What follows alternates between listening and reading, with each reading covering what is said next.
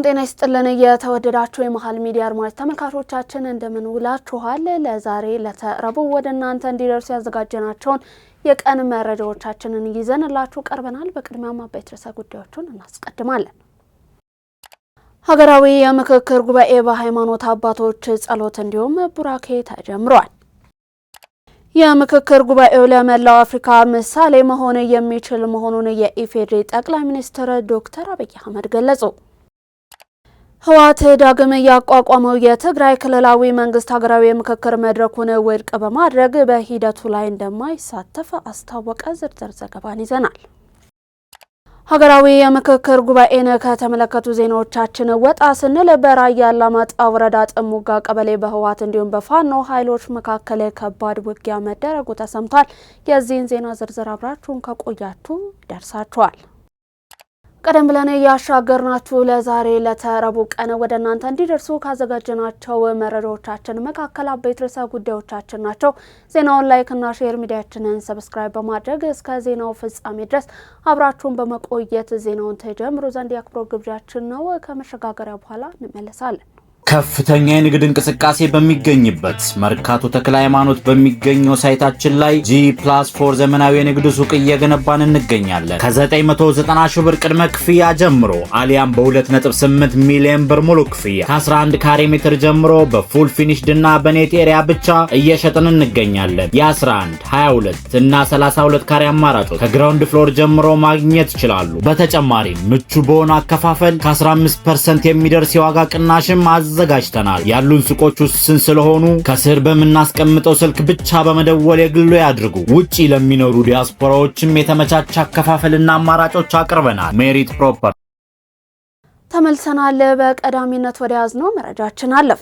ሀገራዊ የምክክር ጉባኤ በሃይማኖት አባቶች ጸሎት እንዲሁም ቡራኬ ተጀምሯል።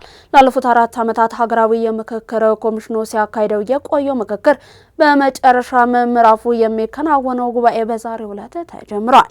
በጉባኤውም የኢፌዴሪ ጠቅላይ ሚኒስትር ዶክተር አብይ አህመድ፣ ፕሬዝዳንት ታዬ አጽቀሥላሴ፣ የህዝብ ተወካዮች ምክር ቤት አፈ ጉባኤ ታገሰ ጫፎ፣ የፌዴራል ከፍተኛ ፍርድ ቤት ፕሬዝዳንት ቴዎድሮስ ምረቱ እንዲሁም ሌሎች በተገኙበት በሃይማኖት አባቶች ጸሎት እንዲሁም ቡራኬ ተጀምሯል። የምክክር ጉባኤው ለመላው አፍሪካ ምሳሌ መሆን የሚችል መሆኑን የኢፌዴሪ ጠቅላይ ሚኒስትር ዶክተር አብይ አህመድ ገለጹ።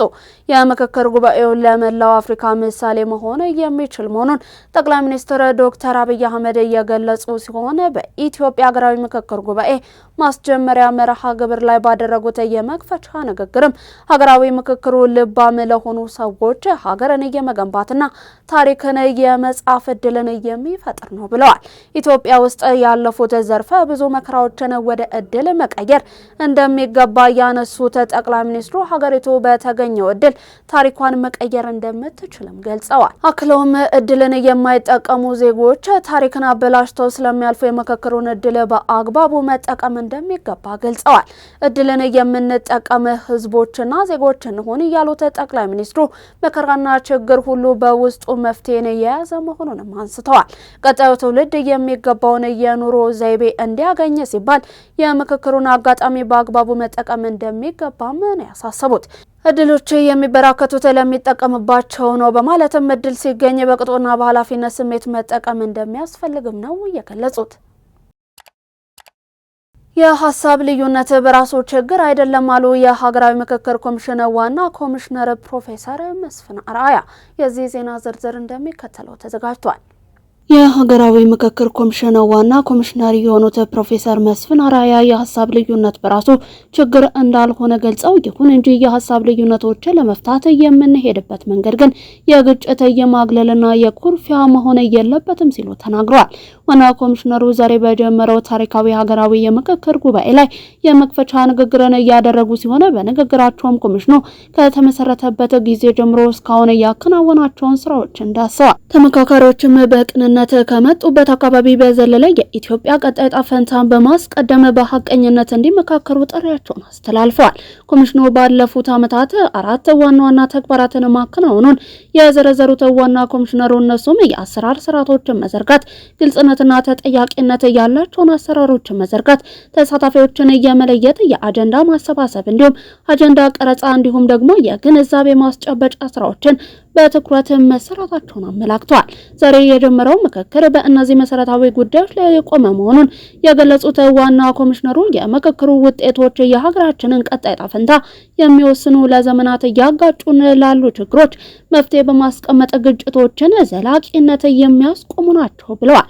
በዛሬው ዕለት የጀመረው ሀገራዊ የምክክር ጉባኤ ወደፊት የሚገጥሙንን የሀሳብ ልዩነቶችን በውይይት ለመፍታት መሰረት የሚያስቀምጥ መሆኑን ጠቅሰው የጉባኤ ሊሳካ የሚችለው ሁሉም አካል በቅንነትና በሐቀኝነት ሲመካከር በመሆኑ ሁሉም የበኩሉን እንዲወጣ ጥሪያቸውን አስተላልፈዋል።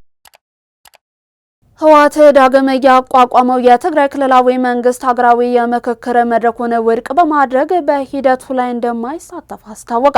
በህዝባዊ ወያነ ሓርነት ትግራይ ህወሓት ዳግም የተቋቋመው የትግራይ ክልላዊ መንግስት እየተካሄደ ያለውን ሀገራዊ ምክክር ሂደትን ውድቅ ማድረጉን ያሳወቀ ሲሆን ተቀባይነት የሌለው ሲልም ነው የገለጸው።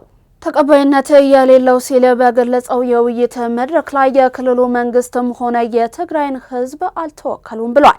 የትግራይ ኮሚኒኬሽን ጉዳዮች ቢሮ ትላንትና ባወጣው መግለጫ መሰረት መድረኩ የትግራይ ህዝብ የሚጋፈጣቸውን መሰረታዊ ጥያቄዎችን መመለስ አልቻለም በሚል አስተዳደሩ በሀገራዊ የምክክር ሂደቱ ላይ እንደማይሳተፍ አስታውቋል። ቢሮ በጠቅላይ ሚኒስትር ዶክተር አብይ አህመድ የሚመራው የፌዴራል መንግስት የፕሪቶሪያውን የሰላም ስምምነት ቁልፍ ድንጋጌዎችን ተግባራዊ አላደረገም ሲል የከሰሰ ሲሆንም የተኩስ አቁም ስምምነቱ ቢፈረምም ትግራይ አሁንም ድረስ ከባድ ሰብአዊ፣ ፖለቲካዊ እንዲሁም የደህንነት ተግዳሮቶች እየገጠሟት ይገኛሉ ብሏል። በራያ አላማጣ ወረዳ ጥሙጋ ቀበሌ በህወሓት እንዲሁም በፋኖ ኃይሎች መካከል ከባድ ውጊያ መደረጉ ተሰማ። በራያ አላማጣ ወረዳ ስር በምትገኘው ጥሙጋ ቀበሌ በህዝባዊ ወያነ ሓርነት ትግራይ ህወሓት ታጣቂዎች እንዲሁም በአካባቢው በሚንቀሳቀሱ የፋኖ ኃይሎች መካከል ከባድ ጦርነት፣ ግጭት መፈጠሩ ተሰምቷል። ተጨማሪ አለ። በራያ አላማጣ ወረዳ ስር በምትገኘው ጥሙጋ ቀበሌ በህዝባዊ ወያነ ሓርነት ትግራይ ህወሓት ታጣቂዎች እንዲሁም በአካባቢው በሚንቀሳቀሱ የፋኖ ኃይሎች መካከል ከባድ የጦርነት ግጭት መፈጠሩ ተሰማ። በአካባቢው ለረጅም ሰዓታት የዘለቀው ተኩስ በሁለቱም ወገኖች ላይ ከፍተኛ ጉዳት እንዳስከተለም እየተነገረ ይገኛል። የአካባቢውን ነዋሪዎች ዋቢ በማድረግ የወጡ መረጃዎች እንደሚያመለክቱት ይህ የፊት ለፊት ግጭት ቀጠናውን ወደ አዲስ ውጥረት ውስጥ እየከተተና የአካባቢውን ሰላማዊ ነዋሪዎች በእጅጉ ያሰጋ ክስተት ሆኗል። በራያ አላማጣ ወረዳ ስር በምትገኘው ስልታዊ ጥሙጋ ቀበሌ ሁለቱ ተፋላሚ ኃይሎች ከአንድ ሰዓት በላይ የቆየ እጅግ ከፍተኛና አስደንጋጭ የይዞታና የከባድ መሳሪያዎች ተኩስ ልውውጥን አድርገዋል። የአካባቢው ነዋሪዎች በከፍተኛ የጥይትና የመሳሪያ ድምጽ ሲሰማ እንደነበረና ግጭቱ በድንገት እየተቀሰቀሰ መሆኑንም አረጋግጠዋል። ውጊያው በአጭር ጊዜ ውስጥ እጅግ ኃይለኛ የነበረ በመሆኑ በሁለቱም ወገኖች ላይ የደረሰው ጉዳት ከፍተኛ መሆኑ ታውቋል። በሁለቱ ተፋላሚ ኃይሎች በኩል ቁጥራቸው ከፍተኛ የሆኑ የሰው ኃይል መሞትና መቁሰል መኖሩንም ምንጮቹ ገልጸዋል። ከባድ ውጊያ በተደረገበት የጥሙጋ ቀበሌ የጦር መሳሪያና ወታደራዊ ቁሳቁሶች መውደማቸውን የተገለጸው ይህ ግጭት በተለይ በአላማጣና አካባቢው ያለው የጸጥታ ውጥረት በከፍተኛ ሁኔታ በናረበት በዚህ ወቅት መከሰቱ በቀጠናው ላይ ይበልጥ ተጨማሪ ስጋቶችን ደቅኗል። በውጊያው ሳቢያ በአካባቢው የሚገኙ ንጹሃን ዜጎች ከፍተኛ ፍርሃት ውስጥ እየወደቁ ሲሆን ተጨማሪ ግጭቶች እንዳይቀሰቀሱና ሁኔታው ወደ ከፋ ቀውስ እንዳያመራ ከፍተኛ ጥንቃቄ እየተደረገ ይገኛል። የጸጥታ አካላት ሁኔታውን ለመቆጣጠርና በቀጠናው ላይ ሰላም ለማስፈን የሚያደርጉትን እንቅስቃሴ በተመለከተ እስካሁን እየተሰጠ ይፋዊ መግለጫ የለም። የትግራይ ክልል የ12ኛ ክፍል የወረቀት ተፈታኞችን የጊዜ ሰሌዳን በተመለከተ በክልሉ ትምህርት ቢሮ እንዲሁም በፌዴራሉ የትምህርት ምዘናና ፈተናዎች አገልግሎት መካከል የተፈጠረው ውዝግብ ግራ መጋባት ውስጥ እንደከተታቸው የክልሉ ተማሪዎች ተናገሩ። ከሰኔ 23 2018 ዓ.ም ጀምሮ በ6 ዙሮች በበይነ መረብ እንዲሁም በወረቀት መሰጠት በተጀመረው በዘንድሮ የ12ኛ ክፍል ሀገር አቀፍ ፈተና ከ563 ሺህ በላይ ተማሪዎች እንደሚፈተኑ ተገልጿል። በመጨረሻዎቹ ዙሮች የሚካሄደው የወረቀት ፈተና ከሐምሌ 1 እስከ 17 እንደሚካሄድ የትምህርት ምዘና እንዲሁም ፈተናዎች አገልግሎት አስታውቆ ነበር።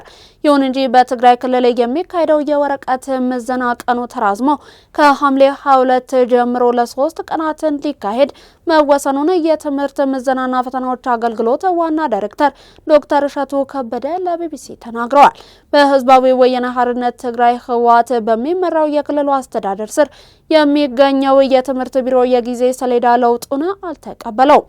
ትምህርት ቢሮ የቀን ለውጡን ፖለቲካዊ ውሳኔ እንዲሁም በትግራይ ህዝብ ላይ በተለያየ መንገድ እየተፈጸመ የመጣውን እንዲሁም የቀጠለ ያለውን ጥቃት አካል ሲልም ገልጾታል። ትምህርት ሚኒስቴር ሀገር አቀፉን ፈተናን በተመለከተ እርስ በርሳቸው የሚጣረሱ ግልጽነት እየጎደላቸው በየጊዜው የሚቀያየሩ ውሳኔዎችን አሳልፏል በማለት ሰኞ ሐምሌ 6 ቀን ለፌዴራል ትምህርት ተቋም በጻፈው ደብዳቤ ጠቅሷል። የክልሉ ትምህርት ቢሮ በክልሉ ለሚገኙ ተማሪዎች የራሱን ፈተና አውጥቶ እንደሚሰጥም አስታውቋል። ሀገር አቀፍ ፈተናዎችን የማስተዳደር ስልጣን ያለውን መስሪያ ቤት የሚመሩት ዶክተር እሸቱ በበኩላቸው ከትግራይ ውጪ በሌሎች ክልሎችም ላይ በተለያየ ምክንያት በእነዚህ ቀናት ፈተናውን የሚወስዱ ተማሪዎች እንዳሉ ይናገራሉ። በኢትዮጵያ የአሜሪካ አምባሳደር ኤርቪን ማሲንጋ መቀሌ ገቡ። የዚህን ዜና ዝርዝር አጠናቅረናል። ተመልክተን እንመለስ። በኢትዮጵያ የአሜሪካ ባለሙሉ ስልጣን አምባሳደር ኤርቪን ማሲንጋ ይፋዊ የስራ ጉብኝት ለማድረግ ዛሬ ጠዋት መቀሌ ገብተዋል። አምባሳደሩ በመቀሌ ቆይታቸው ከቀጠናው ከፍተኛ አመራሮች ጋር በልዩ ልዩ ስልታዊ ጉዳዮች ላይ እንደሚመክሩም ታውቋል። አምባሳደሩ መቀሌ በሚገኘው አሉላ አባ ነጋ ዓለም አቀፍ አውሮፕላን ማረፊያ በደረሱበት ወቅት የህዝባዊ ወያነ ሓርነት ትግራይ ህወሓት እንዲሁም የጊዜው አስተዳደሩ ከፍተኛ የስራ ኃላፊዎች አቀባበል አድርገውላቸዋል። አምባሳደር ኤርቪን ማሲንጋ በመቀሌ በሚኖራቸው የአንድ ቀን ቆይታ ከባለስልጣናቱ ጋር በሚከተሉት ቁልፍ ጉዳዮች ዙሪያ ሰፊ ውይይትን ያደርጋሉ ተብሎ ይጠበቃል።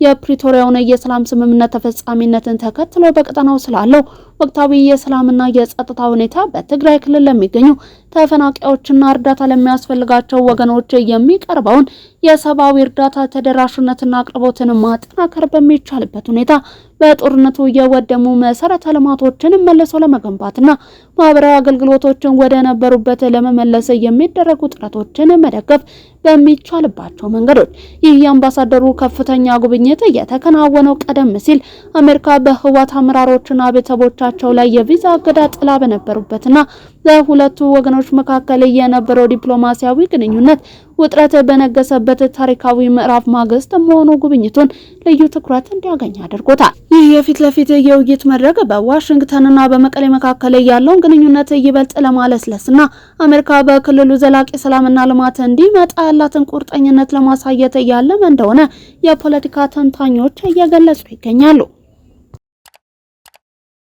የግድያ ወንጀልን የፈጸሙ 11 ተጠርጣሪዎች በቁጥጥር ስር ዋሉ። ሰኔ 28 ቀን 2018 ዓ.ም በግምት ከሌሊቱ 7 ሰዓት በቦሌ ክፍለ ከተማ ወረዳ 12 ከሳሪስ አቦ ወደ ኮዬ ሜዳ ልዩ ቦታው ቡልቡላ አቦ መሻገሪያ ድልድይ እየተባለ ከሚጠራው አካባቢ ነው የግድያ ወንጀል የተፈጸመው። የአዲስ አበባ ፖሊስ ዋና ጠቅላይ መምሪያ የሰው መግደል ምርመራ የክትትልና ኦፕሬሽን ቡድን በመቀናጀት የሟችን ማንነት ለማወቅ እንዲሁም ወንጀል ፈጻሚዎችን ለመለየት ባደረገው ጥረት ወንጀሉ በተፈጸመ 48 ሰዓት ባልሞላ ጊዜ ውስጥ የሟችን ማንነት እንዲሁም ወንጀሉን ፈጽሟል ያላቸውን እንዳለ ተሰማ፣ ኤርሚያስ አሰፋ፣ ያብስራ እንዳለ፣ ዘካሪያስ ለማ፣ ናትናኤል ግርማ፣ ተመስገን ተስፋዬ፣ ብሩክ ኤርሚያስ፣ ኢዮብ ጌታቸው፣ ላምሮት አረጋኝ፣ ኤልሻዳይ ዳዊትና ኤዶሚያስ ወንደሰን የተባሉ ተጠርጣሪዎችን በቁጥጥር ስር መዋሉን ገልጿል።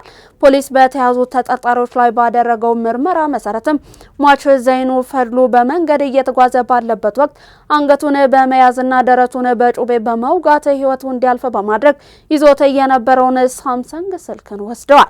የሟችን አስክሬን ኤርሚያስ አሰፋ በተባለው ግለሰብ የሰሌዳ ቁጥር ኮድ 3B83677 አዲስ አበባ ቪትስ ኮምፓክት ተሽከርካሪ ኮፈን ውስጥ በመክተት ሌሎች ተጠርጣሪዎች ደግሞ ኮድ 371724 አዲስ አበባ በሆነ ቪትስ ተሽከርካሪ በመሆን ተከታትለው በመሄድ የሟችን አስክሬን ድልድይ ስር ጥለው መሄዳቸውን በምርመራ ወቅት ገልጸዋል። ተጠርጣሪዎቹ ወንጀሉን በፈጸሙት 48 ሰዓት ባልሞላ ጊዜ ውስጥ በፖሊስ እንደተያዙና በራሳቸው ፍላጎት ወንጀሉን እንዴት እንደፈጸሙ መርተው ማሳየታቸውም ነው የተገለጸው። ፖሊስ ለወንጀሉ መፈጸም የሚጠቀሙበትን 2 ጩቤ፣ 3 ሽጉጥ መያዙን ገልጾ ምርመራው እንደቀጠለ ገልጿል።